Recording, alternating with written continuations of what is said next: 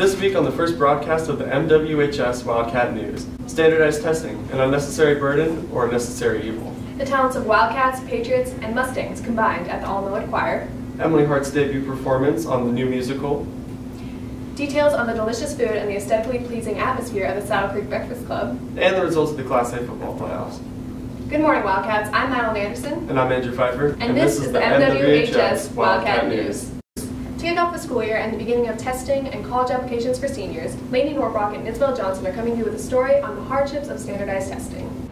It's that time of year where students stay up all night completing college apps. The golden ticket to that? Standardized test scores. The purpose of standardized testing is to have a ground level test that's then able to be compared, which leaves little room for thought-provoking questions. Many students struggle with the format of this test, yet thrive academically in countless other ways. Honestly, no. I don't think it's a fair way of testing. A standardized test, while it's supposed to be standard, you have to look at the bias of who wrote it. Is it biased towards one culture? Is it biased towards one socioeconomic status of people? Is it biased towards so many different values? If someone were to come in from another country, even if they were very intelligent in their other country, there's going to be norms that they're not used to here, and I think those bleed into standardized testing. Even though they try to eliminate them, I don't think it's possible. That there is kind of an unfair advantage for some, even if they try to make it standard. The perfect 36 is impossible. Millard West has had 2 perfect scores in the class of 2018, and 1/3 of the class has made the 3-point jump. The pressure that with this can be almost unbearable at times, but some strategies may help with that. Definitely. Memorization and strategy over actual material for some tests. But ACT, I feel like a lot of it is just knowing how to take the test. It's a big part of getting a good score on it. Millard West offers many opportunities, such as John Baylor, that helps tremendously improve scores. Students can even take practice tests through Naviance. The other thing I would just say about standardized testing is that some students don't do well on tests. So I would tell a student that if you don't do well on tests, make sure you prove it other ways. Prove it through hard work, prove it by the skills that you're born with. Do those things that you can to the best of your ability, and those things will take you far in life. And you can certainly don't need to rest all your hopes on one test. As students take the test, remember the importance behind it, but keep in mind this number doesn't define your intelligence. Good luck, test takers. The All-Millard Choir brought together the high school and middle school ensembles across the school district. All programs came together to bring an astonishing performance to Millard South.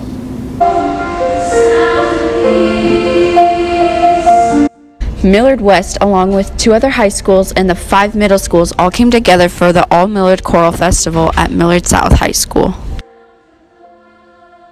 All-Millard is basically all 3 high schools, Millard West, South, and North, all singing together these 6 songs.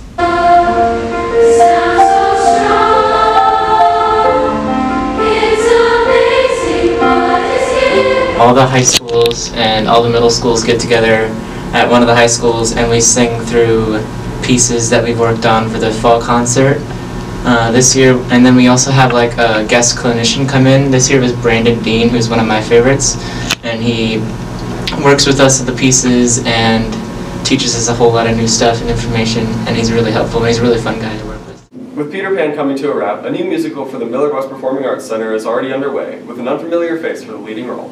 We now go to McKenna and Cody for the story of an up-and-coming performer. Emily Hart is what many would describe as a newbie to the theater. Before the musical, Emily was a part of fusion dance in the Millard West cheer team. Besides dancing and cheering, Emily has always had a passion for musicals. Love to try new things, and I'm really into the performing arts, and I love musicals. I've been to so many musicals, even on Broadway, and this year when they did Chicago, I love Chicago, so I wanted to try out. She had a great character and a bubbly personality, and I could sense kind of like a fieriness about her that we thought would be good for Roxy. So even though we didn't know her very well, we're like, yeah, I think she'd be a really good Roxy. Auditioning for a play is not as simple and effortless as you might think. Everybody does a dance that you have to learn and memorize, as well as 2 songs and a small script to go along with it. Since Emily is new to the theater scene, she doesn't know exactly how to read sheet music and gets help from her castmates and family. One thing that's hard is, she doesn't have any formal voice training. She doesn't really read music or anything. So teaching her the music, I think, has been a little bit slower, but she does learn by ear really quickly. So it's just been a different technique than we've used in the past to get people to sing the notes. Learning the songs and how to sing them was really, really hard for me because I've never taken choir or anything since 6th grade. So I don't know how to read music or anything. So that was really, really hard. The dance, I think that dancing's easy, but that's because I have a long history, a long background of dance. Emily's motivation for trying out for the musical was inspired by her love of dancing, singing, and seeing the play itself live on Broadway.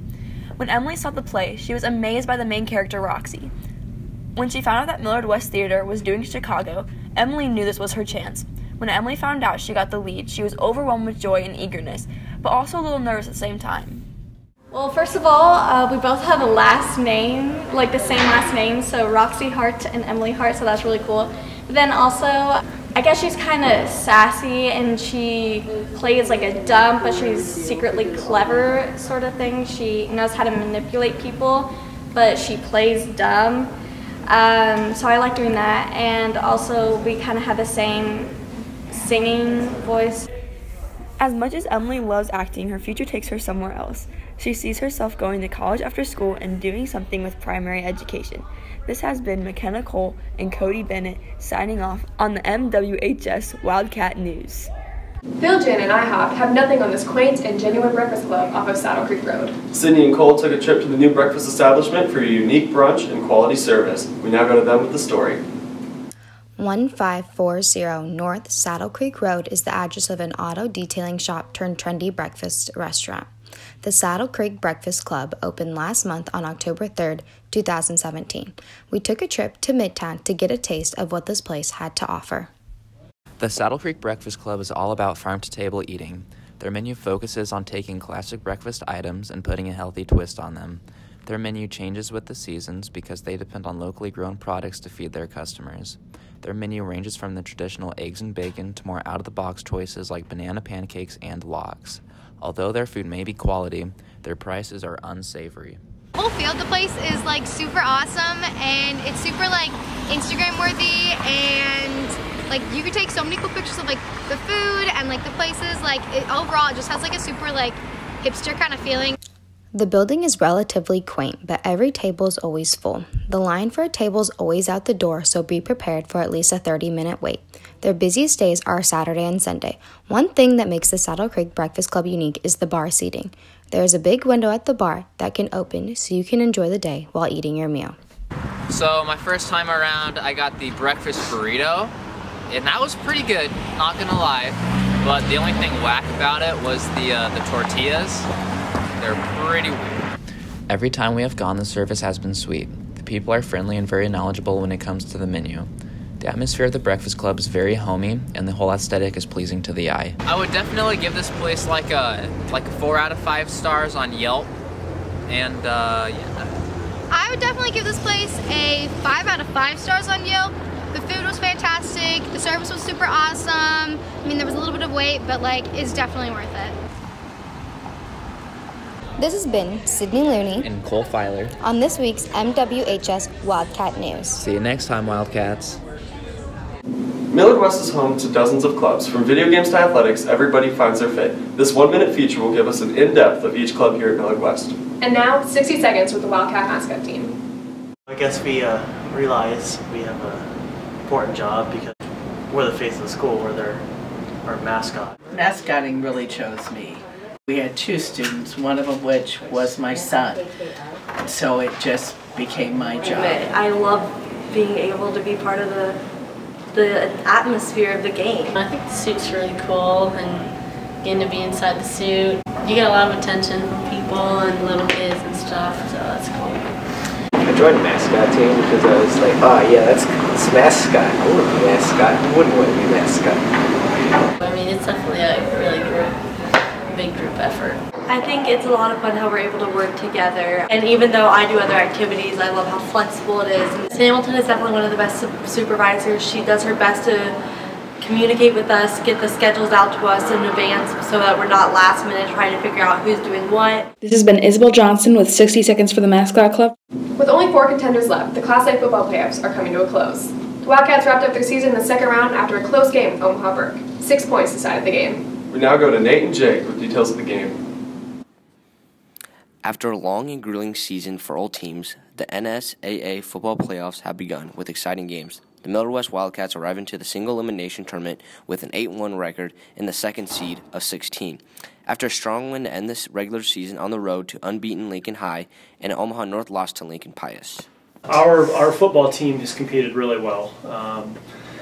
You know, we've had one blemish on the record, currently sitting at 9-1 after our victory against Papio South. They've had a nice year. The kids work hard. The coaches are, you know, trying to get everything out of these young men, and it's been a nice season. I think the kids and coaches are proud, but they're not finished yet. So they're excited to play tonight and see how far they can take this thing. In the first round, the Wildcats were able to come out with a 20-6 victory over the Papillion-La Vista South Titans in a strongly defensive game, with their quarterfinal opponent looming. We were assignment sound, or as far as our assignment went, we were very shaky. We had a lot of blown assignments. I mean, it was all across the board. You name every position, I could name a mistake one of us had, and it was just one of those games where it's like, what can we do to get offense going? We just couldn't. Omaha Burke came from behind to beat Millard North 41-21 in their first round matchup to set up a date with Millard West. Omaha Burke had been ranked as the preseason #1, ultimately finishing 7-2 and got the 7th seed. We're also coming into this week as we need to win this game. It's a do-or-die game like the rest of the playoffs are. We hope to get our team together even more than we were past week, and hope to get momentum in the game and get a victory. The Wildcats were able to jump in front early and started to look as if they were going to pull away at the end of the third quarter with a 34-14 lead. Burke was able to stage a late-game comeback and take the win away from the Millard West Wildcats with a 43-37 scoreline. The good season came to an end with a loss with a 9-2 record overall. Burke will play Omaha North in the semifinals. This has been Jake Janicek and Nate Thomas with the MWHS Wildcat News. This concludes the first edition of the MWHS Wildcat News. I'm Andrew Pfeiffer. And I'm Madeline Anderson. Have a great week, Wildcats.